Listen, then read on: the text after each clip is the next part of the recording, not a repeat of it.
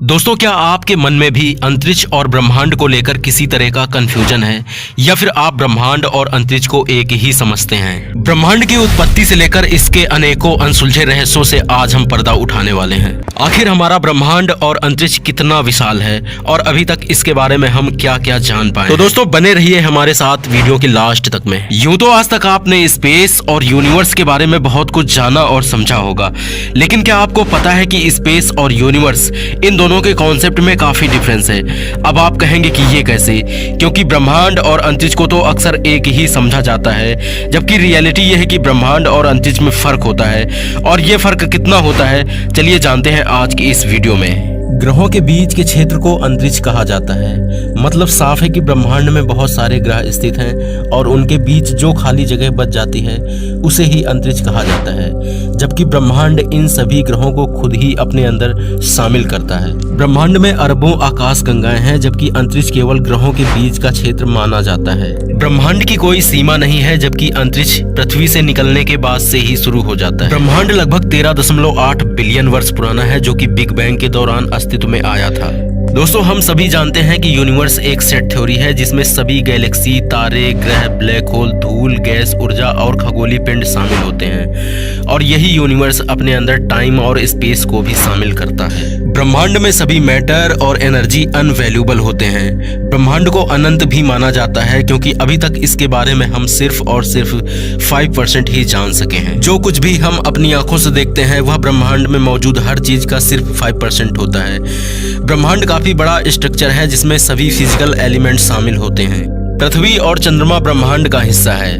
ब्रह्मांड में समय भी शामिल है और यहाँ तक कि ब्रह्मांड में हम सब शामिल हैं। दोस्तों, अब बात करते हैं अंतरिक्ष की। तो अंतरिक्ष को अंतरराष्ट्रीय स्तर पर पृथ्वी के समुद्र तल से 100 किलोमीटर तक की ऊंचाई के बाद से अंतरिक्ष की शुरुआत मानी जाती है। पृथ्वी और अंतरिक्ष के बीच इस विभाजक रेखा को कार्बन लाइन कहा जाता है। इस ऊंचाई पर नॉर्मली एरोप्लेन हवा के कम दबाव के कारण उड़ नहीं सकते, और यही कारण है कि ज्यादातर एरोप्लेन 10 से 12 किलोमीटर की ऊंचाई पर ही उड़ते हैं। अब तक हम अंतरिक्ष और ब्रह्मांड की अवधारणा को समझ चुके हैं, लेकिन अभी इनसे जुड़े कई रहस्यों का एक्सप्लोर होना बाकी है। इसके लिए हमें चलना होगा अंतरिक्ष की यात्रा पर, और वहां पर बने ISS यानी अंतरराष्ट्रीय स्पेस स्टेशन पर बैठकर हम ब्रह्मांड के विस्तार और इसके रहस्यों से पर्दा उठाने की कोशिश करेंगे। दोस्तों, ये है हमारा स्पेसक्राफ्ट, और अब हम अंतरिक्ष की यात्रा पर निकल चुके हैं और अब तक धरती से करीब 18 किलोमीटर की दूरी की ऊंचाई पर आ चुके हैं। पृथ्वी से यहाँ तक की दूरी को क्षोभ मंडल कहा जाता है। क्षोभ मंडल में 78% नाइट्रोजन, 21% ऑक्सीजन और 0.3% जलवाष्प और 0.4% कार्बन डाइऑक्साइड मौजूद है। क्षोभ मंडल में हम सभी मौसम की घटनाओं का अनुभव करते हैं। मतलब कल का मौसम कैसा होगा यहीं से पता चलता है। और यहाँ बढ़ती ऊंचाई के साथ तापमान भी कम होता जाता है। तेज गति से आगे बढ़ते हुए अब हम समताप मंडल पर पहुंच चुके हैं। आपको बता दें कि समुद्र तल की ऊंचाई से 12 किलोमीटर से लेकर 50 किलोमीटर तक के क्षेत्र को समताप मंडल कहा जाता है। समताप मंडल को ओजोन परत का घर भी कहा जाता है, क्योंकि इसमें बहुत ज्यादा मात्रा में ओजोन गैस होती है। ओजोन गैस सूरज से आने वाली हानिकारक पराबैंगनी किरणों को सोख लेती है और उन्हें जमीन तक नहीं पहुंचने देती। इससे पृथ्वी ज्यादा गर्म नहीं होती।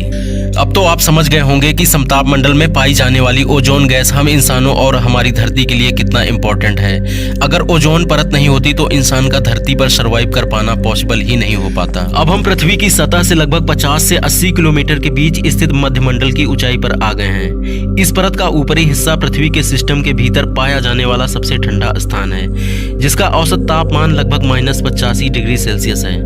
मध्यमंडल के ऊपरी परत पर मौजूद बहुत ही दुर्लभ जलवाष्प बादलों का निर्माण करता है। अधिकांश उल्कापिंड इसी वायुमंडलीय परत में चलते हैं। खैर, आगे बढ़ते हुए अब हम पहुंच चुके हैं तापमंडल पर। यह मध्यमंडल के ऊपर स्थित परत है जिसकी ऊंचाई लगभग 80 से 700 किलोमीटर होती है। तापमंडल में नीचे से ऊपर जाने पर तापमान बढ़ता जाता है। इसकी सबसे ऊपरी सीमा ताप सीमा कहलाती है। वहीं तापमंडल की निचली परत 80 से 550 किलोमीटर की दूरी आयन मंडल कहलाती है।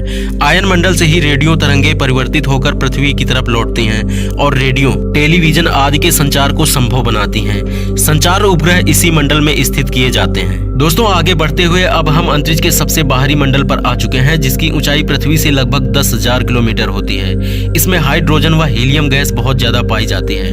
इसके आगे बढ़ने पर अब सब कुछ शून्य हो जाता है, सिर्फ अंधेरा ही अंधेरा दिखाई देता है।